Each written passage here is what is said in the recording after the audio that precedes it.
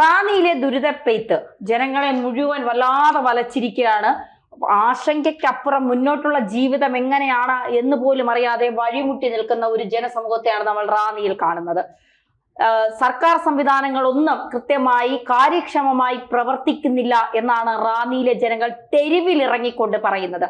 പല നേതാക്കളും ഉടയാത്ത വെള്ള മുണ്ടും ഷർട്ടും ഒക്കെ ഇട്ട് ബോട്ടിൽ കയറി ബൈറ്റ് കൊടുക്കാൻ മാത്രമാണ് വരുന്നത്. പിന്നെ അവിടെ സന്ദർശിക്കും, എന്നിട്ട് സുഖമായി വീടുകളിൽ ചെന്ന് കിടന്നുറങ്ങും. ദുരിതാശ്വാസ ക്യാമ്പുകളിൽ പോലും കൃത്യമായി അവർക്ക് വേണ്ട സൗകര്യങ്ങളില്ല എന്നാണ് അവർ പറയുന്നത്. സർക്കാർ സംവിധാനങ്ങൾ പാഴായി പോകുന്ന അല്ലെങ്കിൽ നോക്കുകുത്തികളായി നിൽക്കുന്ന അവസ്ഥയിലേക്ക് കേരളം എത്തി നിൽക്കുകയാണോ എന്ന് വീണ്ടും ജനം ചോദിക്കുന്നു. ഒരു മഹാപ്രളയം ഉണ്ടായാൽ കേരളം മുഴുവൻ ഒലിച്ചു പോയാലും ഇവിടുത്തെ സർക്കാർ സംവിധാനങ്ങൾ നോക്കുകുത്തികൾ മാത്രമാവും. കാരണം കേരളത്തിലെ ഈ കാലാവസ്ഥാ പ്രവചനങ്ങളുടെ പരിമിതിയാണ് ഇത് എടുത്തു കാണിക്കുന്നത്. കാരണം എന്താണെന്ന് വെച്ചാൽ ഈ ജൂലൈ മാസം 31-ാം തീയതി 7 ജില്ലകളിൽ കാലാവസ്ഥാ പ്രവചന കേന്ദ്രങ്ങൾ ഓറഞ്ച് അലർട്ട് പ്രഖ്യാപിച്ചു. എന്ന് പറഞ്ഞാൽ പത്തനംതിട്ട, ആലപ്പുഴ, കോട്ടയം, ഇടുക്കി തുടങ്ങിയ ജില്ലകളിലൊക്കെ കനത്ത മഴ പെയ്യുന്ന. എന്നാൽ രാത്രി 10 മണി കഴിഞ്ഞതോടുകൂടി ഈ കാലാവസ്ഥയിൽ വലിയ മാറ്റങ്ങൾ ഉണ്ടാകുന്നു.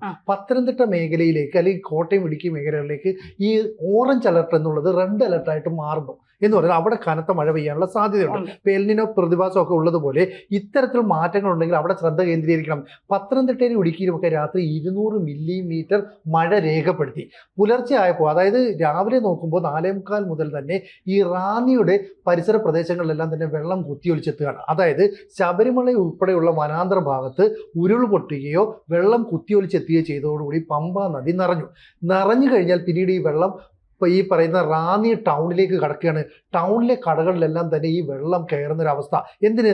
വീടുകളുടെ 1-ാം നില. ഭാഗ്യം എന്ന് പറയുന്നത് പുലർച്ചെ 4:45-5 മണിയോടുകൂടിയാണ് ജലനിരപ്പ് ഉയർന്നു വന്നത്. അതുകൊണ്ട് ആളുകളൊക്കെ ഉണർന്നു വന്നു. അതല്ല, ഇത് പാതിരാത്രിക്കാണ് സംഭവിച്ചെങ്കിൽ മറ്റൊരു ദുരന്തം ഉണ്ടാകുമായിരുന്നു. ഇവിടുത്തെ പ്രശ്നം എന്താ? ഓണക്കാലം അടുത്തതോടുകൂടി റാന്നിയിലെ ഉൾപ്പെടെ എല്ലാ കടക്കാരും വലിയ തോതിൽ സ്റ്റോക്കുകൾ ശേഖരിച്ചിരിക്കുകയാണ്. അതായത് തുണിക്കടക്കാർ, പലവ്യഞ്ജന കടക്കാർ, മറ്റ് ഷോപ്പുകൾ, ഇവരെല്ലാം തന്നെ വലിയ തോതിൽ പണം കടം മേടിച്ചും പലിശക്കെടുത്തും ഒക്കെയാണ്. എന്തിന്? ലോട്ടറി വിൽപ്പനക്കാരുടെ കാര്യം എടുത്തു. ഓണം ബമ്പറിന് വേണ്ടിയിട്ട് വലിയ തോതിൽ ടിക്കറ്റ് മേടിച്ച് വെച്ച ഷോപ്പുകൾ വരെയുണ്ട്.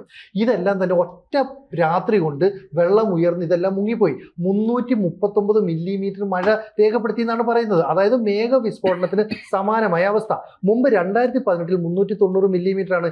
ഇതിന് സമാനമായിട്ട് അവസ്ഥ ഉണ്ടാകുന്നത് എന്തുകൊണ്ടാണ്? അതായത് പമ്പാ നദിയിൽ ജലനിരപ്പ് ഉയർന്നു കഴിഞ്ഞാൽ ആ വെള്ളത്തിനെ പിന്നീട് ഉൾക്കൊള്ളാൻ കഴിയാതെ വരികയും അത് പിന്നീട് നഗരത്തിലേക്ക് വ്യാപിക്കുകയുമാണ് ചെയ്യുന്നത്. ഇനി അവിടുന്ന് കുറച്ച് പടിഞ്ഞാട്ടേക്ക് വന്നു കഴിഞ്ഞാലോ, ഈ ആറന്മുള ഭാഗത്ത് ഇതിന് സമാനമായ അവസ്ഥ. ആറന്മുളയിൽ പമ്പാ നദിയിൽ ആഴക്കുറവുണ്ട്. അവിടെ പങ്കെടുക്കാൻ വരുന്ന പള്ളിയോടങ്ങൾ പലപ്പോഴും മണ്ണിൽ പൂണ്ടുപോകുന്ന അവസ്ഥ ഉണ്ടായിട്ടുണ്ട്. കാരണം സർക്കാർ ഇവിടെ നിന്ന് മണൽ നീക്കാനുള്ള അനുവാദം നൽകുന്നില്ല. അപ്പോൾ മണൽ കൊള്ളക്കാർ എന്ന് പറഞ്ഞ അത്തരം ഒരു നീക്കത്തിന് നിയമപരമായി നിരോധനം ഏർപ്പെടുത്തിയാൽ ബദൽ സംവിധാനങ്ങൾ വേണം. ഇവിടെ റെഡ് അലർട്ടിലേക്ക് ഓറഞ്ച് അലർട്ടിൽ നിന്ന് മാറുമ്പോൾ എന്ത് സുരക്ഷാ സംവിധാനങ്ങൾ നമ്മൾ സ്വീകരിക്കണം? ഇത് മനസ്സിലാക്കണം. ഇപ്പോൾ രാവിലെ ആയപ്പോൾ റാന്നിയിലെ വെള്ളം ഏതാണ്ട് ഇറങ്ങി തുടങ്ങി. അതിൻ്റെ അനന്തരഫലം അനുഭവിക്കുന്നത് ആറന്മുളയിലാണ്. കാരണം ഈ വെള്ളം ഒഴുകിയെത്തുന്ന ആറന്മുളയിലെ പമ്പാ നദിയിലേക്കാണ്. ആറന്മുളയിലെ പാർത്ഥസാരഥി ക്ഷേത്രത്തിന് ചുറ്റും വെള്ളത്താൽ നിറഞ്ഞു. അവിടെ വള്ളസദ്യ ഉണ്ണാനായിട്ട് വരുന്ന ആളുകൾക്ക് തിരിച്ചിറങ്ങാൻ മാർഗമില്ല. അവരെ വലിയ ജീപ്പിലും അതുപോലെ തന്നെ ലോറിയിലും ഒക്കെ കയറ്റിയാണ് രക്ഷിച്ചത്. ഇപ്പോൾ അവിടുത്തെ MLA അബിൻ വർക്കി പറയുകയാണ്, ഞങ്ങൾക്ക് കുറച്ച് സഹായം താ സർക്കാരേന്ന്. ഇപ്പോൾ ഈ പമ്പാ നദിയിലെ വെള്ളം ക്രമാനുഗതമായി ഉയർന്നു വരുന്നത് അവിടുത്തെ ജനജീവിതത്തിന് വലിയ ഭീഷണിയാണ്. അതായത് നമ്മുടെ സർക്കാർ സംവിധാനങ്ങൾക്ക് എവിടെയാണ് പരിമിതി ഉണ്ടാകുന്നത് എന്നുള്ളതാണ്. അതായത് മുഖ്യമന്ത്രി കസേരകൾക്ക് വേണ്ടി കിടന്ന അടി ഈ ഘട്ടത്തിൽ പറയേണ്ടതല്ല, പക്ഷെ എങ്കിലും പറയാതിരിക്കാൻ കഴിയുന്നില്ല. അതുകൊണ്ട് പറയുകയാണ്, മുഖ്യമന്ത്രി കസേരകൾക്ക് വേണ്ടി കിടന്ന അടികളും കടിപിടികളും ഒക്കെ കൂടിയവർക്ക് കൃത്യമായി ഒരു പ്രശ്നം വരുമ്പോൾ അത് ഏകോപിപ്പിക്കുക. പ്രത്യേകിച്ച് മഴ എന്ന് പറയുമ്പോൾ കേരളത്തെ 2018 മുതൽ ഇങ്ങനെ നശിപ്പിച്ചുകൊണ്ടിരിക്കുകയാണ്. ജനങ്ങളെയും ജനജീവിതത്തെയും ഒക്കെ.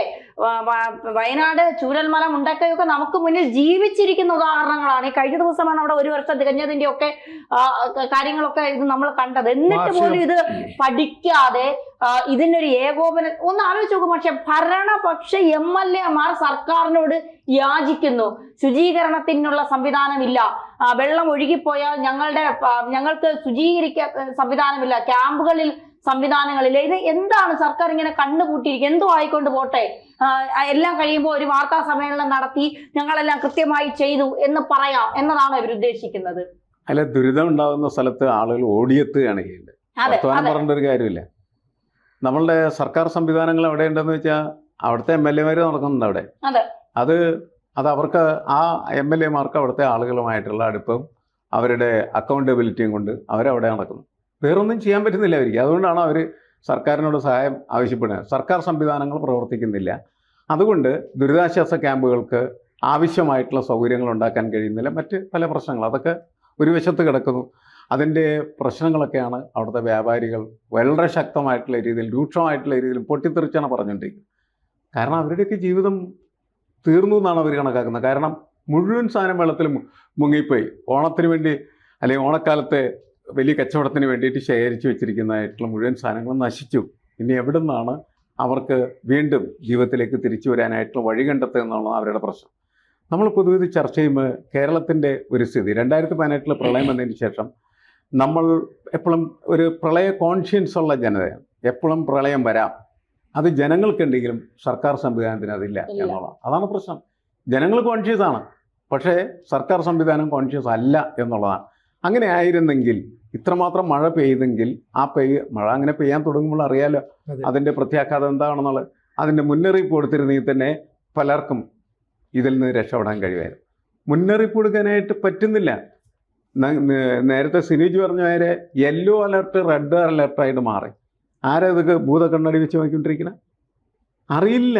അത് ചെയ്യുന്നത് ഒറ്റ കാര്യമുള്ള മാഷേ, പിന്നെ എമർജൻസി ആയി ഈ നമ്പറിൽ വിളിക്കുക. കോട്ടയത്ത് പിന്നെ എമർജൻസി വിളിക്കേണ്ട നമ്പർ, കൊല്ലത്ത് വിളിക്കേണ്ട നമ്പർ, റാന്നിയിൽ വിളിക്കേണ്ട നമ്പർ, ഇത്രേ ഉള്ളൂ സർക്കാർ സംവിധാനങ്ങൾ. ആഗോളതലത്തിൽ തന്നെ ഈ കാലാവസ്ഥ വ്യതിയാനത്തിൽ വലിയ മാറ്റങ്ങളുണ്ടായി. ഇപ്പൊ എൽ നിനോ പ്രതിഭാസം കുറഞ്ഞ സമയത്തുള്ള ഒരു പ്രത്യേക ഭാഗത്ത് മേഘങ്ങൾ കൂട്ടം കൂടുന്നു, അവിടെ ഒരു മേഘ വിസ്ഫോടനം ഉണ്ടാകുന്നു, അപ്പൊ കനത്ത മഴ പെയ്യുന്നു. അതാണ് ഈ 339 മില്ലിമീറ്റർ മഴ എന്ന് പറയുന്നത്. എല്ലാ പ്രതിഭാസം ഈ ഒരു വർഷം മുന്നേ വന്നതാണ്. അതാണ് പ്രശ്നം. അതായത് നമ്മുടെ കാലാവസ്ഥാ നിരീക്ഷണ കേന്ദ്രങ്ങൾക്ക് പ്രവചന സ്വഭാവം നഷ്ടപ്പെടുന്നു. ഈ റെഡ് അലർട്ടിലേക്ക് ഓറഞ്ച് അലർട്ടിൽ നിന്ന് മാറുന്നുണ്ടല്ലോ. ഇത് രാത്രിയിലാണ് തിരിച്ചറിയുന്നത്. അറിയുമ്പോൾ ജില്ലാ ഭരണകൂടം ആക്റ്റീവായിട്ട് പ്രവർത്തിക്കണം. ഇപ്പോൾ റവന്യൂ വകുപ്പിന് നിർദ്ദേശം നൽകി. റവന്യൂ വകുപ്പിന് ആര് നിർദ്ദേശം നൽകണമെന്നേ? റവന്യൂ വകുപ്പിന്റെ ഉത്തരവാദിത്വമാണത്. ഇത്തരം കാര്യങ്ങൾ ഉണ്ടാകുമ്പോൾ അത് മുൻകൂട്ടി കണ്ടുകൊണ്ട് അതിനെതിരെ പ്രവർത്തിക്കാൻ കഴിയണം. ഇപ്പോൾ ഒരു ദിവസം കഴിഞ്ഞ് എന്ന് പറഞ്ഞാൽ 24 മണിക്കൂർ കഴിഞ്ഞിട്ടും ആറന്മുളയിലെ വെള്ളക്കെട്ടിന് പരിഹാരം കാണാൻ പറ്റുന്നില്ല. അവരെന്ത് ചെയ്യും? ഇപ്പോൾ വെള്ളം നിറഞ്ഞിരിക്കുന്ന തോടി എന്ന് വെട്ടാൻ പറ്റുമോ? അല്ലെങ്കിൽ പുഴ ചെന്ന് മണ്ണ് ക്ലീൻ ചെയ്യാൻ പറ്റുമോ? ഇതൊക്കെ ചെയ്യേണ്ട സമയത്ത് ചെയ്തില്ലെങ്കിൽ ഉണ്ടാകുന്ന പ്രതിസന്ധിയാണ്. 2018 ഒരു പ്രശ്നമുണ്ടായി. പിന്നീട് ഓരോ മഴക്കാലത്തും റാന്നിയിലും ആറന്മുളയിലും ഉള്ള ജനങ്ങൾ പരിഭ്രാന്തിയിലാണ്. ഇപ്പൊ എന്ത് പറ്റി? റാന്നി പ്രദേശത്തെ വെള്ളം ഏതാണ്ട് പൂർണ്ണമായിട്ടും ഇറങ്ങി. അവിടുത്തെ കടകളിലെ ചെളിയും മറ്റും അടിഞ്ഞതിന്റെ ദൃശ്യങ്ങൾ കണ്ടു. പക്ഷെ ആറന്മുളയിലെ വെള്ളം ഇറങ്ങിയില്ല.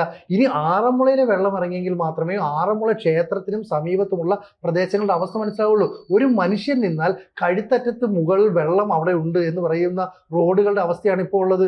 മാത്രമല്ല ഇതേ അവസ്ഥ 2018 ഹെലികോപ്റ്റർ വന്നിട്ടാണ് അന്ന് അധികം ആളുകളെ രക്ഷിച്ചുകൊണ്ട് പോയത്. അല്ല, ഇപ്പൊ പഴകുളം അത് പറയുന്നത് ഞങ്ങളുടെ കൊണ്ട് മാത്രം ഇത് നടക്കുമെന്ന് തോന്നുന്നില്ല. അതുകൊണ്ട് എല്ലാ രാഷ്ട്രീയ പാർട്ടികളും ഒരുമിച്ച് നിൽക്കണം, നിങ്ങളുടെ സഹായം വേണമെങ്കിലേ ഞങ്ങൾക്ക് ഇത് മുന്നോട്ട് കൊണ്ടുപോകാൻ പറ്റുള്ളൂ. ആ അവസ്ഥയിലേക്ക് കാര്യങ്ങൾ എത്തിയെന്ന് പറയുന്നു. ദുരന്തങ്ങൾ ഉണ്ടാകുമ്പോൾ എല്ലാവരും കൂടി ഒരുമിച്ച് ചെയ്യേണ്ടത്. പക്ഷെ പ്രശ്നം അതല്ലല്ലോ. ഈ 2018 പ്രളയം ഞങ്ങൾ ഈ ആലുവ പറവൂർ പ്രദേശത്തുള്ള മനുഷ്യർക്കാണ് അതിന്റെ വൻ ദുരന്തം ഉണ്ടായത് ശരിക്കും പറഞ്ഞു. എൻ്റെ കാര്യം എന്ന് വെച്ചാൽ ഈ 99 വെള്ളപ്പൊക്കം എന്ന് പറയുന്ന പഴയ ഒരു വെള്ളപ്പൊക്കത്തെ കുറിച്ച് ഓർമ്മയുണ്ട്. പഴയത് അന്ന് എനിക്കൊന്ന് 64 വന്ന വെള്ളപ്പൊക്കത്തിന് മുമ്പുള്ള വെള്ളപ്പൊക്കമാണ്. ആ വെള്ളപ്പൊക്കത്തിന്റെ റൂട്ട് തന്നെയായിരുന്നു 2018 വെള്ളപ്പൊക്കം വന്ന സമയത്തും വെള്ളം വലിച്ചു വന്ന വഴി അത് തന്നെയാണ്. ഇപ്പോഴും അത് തന്നെയാണ് സംഭവിച്ചുകൊണ്ട്. ഈ വഴികൾ വളരെ കൃത്യമായിട്ട്, അതായത് പ്രകൃതിയുടെ തന്നെ വഴികളാണ്, നമ്മൾ കൃത്രിമമായിട്ടുണ്ടാക്കിയ വഴികളല്ല. വെള്ളം എങ്ങനെയാണ് വരുന്നത്, എങ്ങോട്ടാണ് പോകുന്നത്? ഇവിടെയുള്ള പ്രശ്നം എന്താണ്? പമ്പാ നദിയിൽ മുഴുവനും മണ്ണ് വന്ന് നിറഞ്ഞ് എക്കലടിഞ്ഞ് അതൊക്കെ മുഴുവൻ എന്ത് ചെയ്തിരിക്കുകയാണ്? നദിയല്ലാതെ കഴിഞ്ഞിരിക്കുകയാണ്. ഇപ്പോൾ വെള്ളം കുത്തിയൊലിച്ചിങ്ങ് വരുന്ന സമയത്ത് വെള്ളത്തിന് പോകാൻ വഴിയില്ല, ആഴമില്ല. അപ്പോൾ അതുകൊണ്ട് സ്വാഭാവികമായിട്ട് എന്തെന്ന് വെച്ചാൽ അടിച്ച് കരക്ക് കയറുന്നു, പെട്ടെന്ന് കര മുങ്ങിപ്പോകുന്നുള്ളതാണ്. എപ്പോഴും ഇതുപോലെ തന്നെ വെള്ളം വരും. വെള്ളത്തിന് പോകാനായിട്ടുള്ള വഴി കൃത്യമാക്കി വെക്കുക എന്ന് പറയുന്നത് ഭരണകൂടത്തിൻ്റെ ഒരു ചുമതല. അതാണ് അവർ ചെയ്യേണ്ടതാണ്. അത് അവർ ഒരിക്കലും ചെയ്തിട്ടില്ല എന്നുള്ളതാണ്. ഇനിയും ചെയ്യും എന്ന് നമ്മൾ കരുതരുത്. ഇനിയും ചെയ്യില്ല. ഇവരെല്ലാ വർഷവും ആളെ പറ്റിക്കാൻ വേണ്ടിയിട്ട് ഇപ്പോൾ ഈ സംഭവക്കാർ കുറേ നേതാക്കന്മാരൊക്കെ വന്ന് ടെലിവിഷൻ മുമ്പിൽ നിന്ന് വർത്തമാനം പറഞ്ഞ് അത് കഴിഞ്ഞ് നേരത്തെ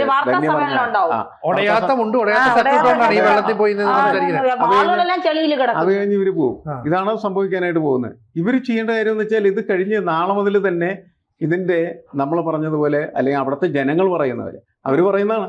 ഈ മണ്ണ് വാരി ഈ നദിക്ക് ആഴം ഉണ്ടാക്കി കഴിഞ്ഞാൽ വെള്ളം ആ ആഴമുള്ള നദിയിലൂടെ ഒഴുകിപ്പോയിക്കൊള്ളും എന്ന് തന്നെയാണ് അവർ കരുതുന്നത്. കാരണം ഇതൊക്കെ ഉയർന്ന പ്രദേശമല്ലേ. ഇപ്പൊ പറഞ്ഞില്ല, റാന്നിൽ വെള്ളം താഴ്ന്നു, അപ്പൊ നേരെ താഴോട്ട് പോകുന്നു, താഴേക്ക് വീഴുന്നു, അവിടെ ആഴമുള്ള വെള്ളം പോകുന്നു. പുഴയുണ്ടെന്ന് പറഞ്ഞാൽ പുഴയിൽ കൂടി ആ വെള്ളം പോയിക്കൊള്ളും. അതെ, ഒഴുകുകയാണ്. ഇത് പുഴയൊക്കെ മുഴുവൻ അടച്ച് നശിപ്പിച്ച് താർത്ത തരിപ്പണമാക്കി വെച്ചിരിക്കുകയാണ് ഇത്. എന്നിട്ട് വർത്തമാനം പറയാൻ നടക്കും. അപ്പൊ ശാസ്ത്രീയമായിട്ട് ഈ മണലെടുത്തു കഴിഞ്ഞാൽ പുഴയ്ക്ക് കുറച്ചുകൂടെ ആഴവും വീതിയും ഒക്കെ ശാസ്ത്രീയമായിട്ട് മണലെടുക്കുകയും ആ മണൽ കൊള്ളയോ മണൽ മാഫിയോ അല്ലാത്ത തരത്തിൽ സർക്കാർ സംവിധാനത്തിനകത്ത് തന്നെ കൈകാര്യം ചെയ്യുകയും സമൂഹത്തിന് ജീവിക്കാൻ പറ്റുന്ന രീതിയിലുള്ള പരിസ്ഥിതി ഉണ്ടാക്കിയല്ലേ ഇവരുടെ പ്രധാനപ്പെട്ട ജോലി. ഇതിവിടെ അപ്പുറത്ത് നമ്മൾ ഈ കോസ്റ്റൽ റീജിയനിലേക്ക് ചെല്ലുന്ന സമയത്ത് അവിടെയുള്ള കായലുകളെല്ലാം തകർന്ന് തരിപ്പണമായി കഴിഞ്ഞിരിക്കുകയാണ്. ചെളി നിറഞ്ഞിട്ട് വഞ്ചി നേരത്തെ പറഞ്ഞില്ലേ മണ്ണ് എന്താണ് വള്ളങ്ങൾ മണ്ണിൽ പൂഴുന്നതിന് ഇവിടെ ചെളിയിൽ പൂഴുന്നതാണ്. ഈ ചെളിയൊക്കെ നേരത്തെ മുൻകാലങ്ങളിൽ എന്ന് പറഞ്ഞതിനിടയിൽ ചെളി കോരുന്ന ഒരു സംവിധാനം ഉണ്ടായിരുന്നു. എക്കൽ അല്ലേ? ആ എക്കൽ കോരി കൊണ്ടുപോയിട്ട് കരയിൽ ഇങ്ങനെ വലിയ നീളം അവർ കൊണ്ട് ഇങ്ങനെ ഉണക്കാനിടും. ഉണയും കഴിഞ്ഞതിനിടയിൽ അതെല്ലാം വഞ്ചി കൊണ്ടുപോയിട്ട് ഓരോ പറമ്പിലും തെങ്ങിന്റെ കിടക്ക്, ആ തെങ്ങിന്റെ വളമാണ്, നല്ല വളമായിട്ട് അതെല്ലാം നിന്നുപോയി. കാരണം ഇപ്പോൾ ആവശ്യക്കാരില്ല, തെങ്ങ് കൃഷി നശിച്ചു. അപ്പോൾ പുഴ പക്ഷെ സംരക്ഷിക്കേണ്ടത് ആവശ്യമാണല്ലോ. പുഴയെ കുറിച്ച്, ജലഗതാഗതത്തെക്കുറിച്ച്, വാട്ടർ മെട്രോയിനെ കുറിച്ചൊക്കെ എന്തോരമാണ് നമ്മൾ സംസാരിച്ചുകൊണ്ടിരിക്കുന്നത്. ഈ വാട്ടർ മെട്രോയിന് സഞ്ചരിക്കാൻ ആവശ്യമുള്ളതായിട്ടുള്ള ഞങ്ങളുടെ അടുത്ത് ഈ വൈപ്പിൻ പ്രദേശത്താണ് വീരൻപുഴ എന്ന് പറയുന്ന ഒരു പുഴയാണ്. അതിൽ മനുഷ്യന് മനുഷ്യൻ ഇറങ്ങിക്കഴിഞ്ഞാൽ അവൻ അങ്ങനെ തന്നെ കൊണ്ടുപോകും. വെള്ളമില്ലാതായി കഴിഞ്ഞിരിക്കുകയാണ്, മുഴുവൻ ചെളിയാണ്. ഇത് മാറ്റണം എന്ന് പറഞ്ഞ് പല സമരങ്ങളും നടന്നു. ഞാനൊക്കെ പോയി സമരം ഉദ്ഘാടനം ചെയ്തിട്ടുണ്ട് പല.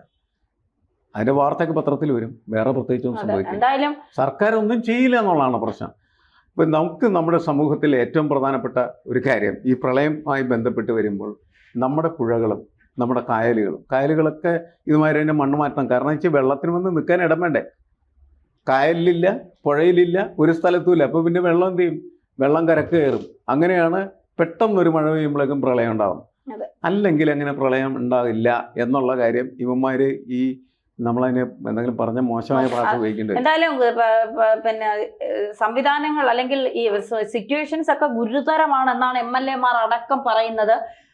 തീർച്ചയായിട്ടും ഭരണകൂടം ഇത് കൃത്യമായി നേരിട്ടില്ല എങ്കിൽ ഇതുവരെ കണ്ടതിലും അപ്പുറം മഴ ഇപ്പൊ കുറഞ്ഞു, അതുകൊണ്ട് ഇനി വരില്ല എന്ന് നമുക്ക് പ്രതീക്ഷിക്കാം. ശക്തമായ മഴ ഉണ്ടാകാനുള്ള സാധ്യത. അല്ല, നമ്മളെ പഠിപ്പിച്ച് ഒറ്റ ദിവസം മതി പ്രളയം ഉണ്ടാക്കാൻ.